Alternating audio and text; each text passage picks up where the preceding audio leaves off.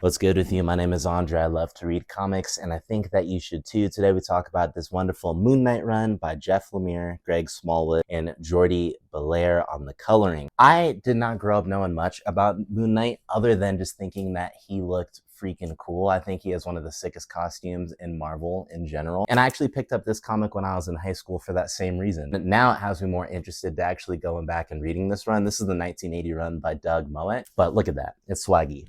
This is a run that I got from Christmas, and what I could say about it is that it is a perfect jumping in point for Moon Knight, because if you don't know anything about him, there are a lot of writing devices that occur during this run that by the end, at least, you really have your toes dipped in, and then you can go backwards and say, okay, who are these characters? What's going on here? What's happening with these Egyptian gods? What am I learning about this character? If you do know about Moon Knight, this really does feel like an emotional capstone for the character Mark Spector, aka Moon Knight, and it is really rewarding. See Mark Spector, once again, aka Moon Knight, who wakes up in this psychiatric hospital. If you just know a little bit about New York and some of the crime fighters, Daredevil, Luke Cage, Spider-Man, Moon Knight is also included in that. So Mark Spector wakes up in this hospital and he's having people telling him, hey, you're not Moon Knight. You're not that guy.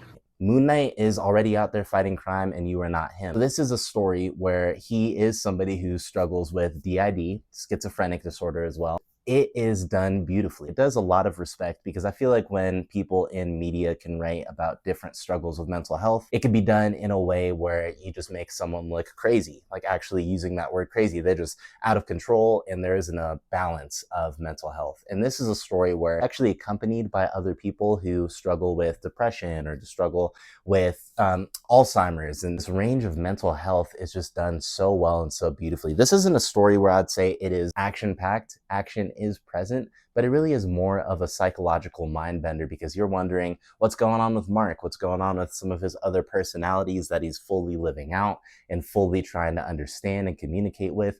What's happening with these Egyptian gods?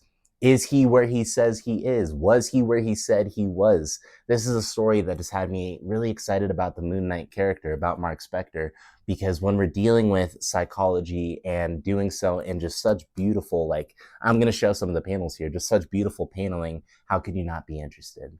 If you have any suggestions when it comes to Moon Knight in general, I am more than willing to hop in and just to learn the history of him and learn a little bit more. If not, more power to you. But please check out Moon Knight when you get a chance. Check out this run. Let me know what you think. Thank you so much for watching, and I will catch you next time. Shout out Moon Knight.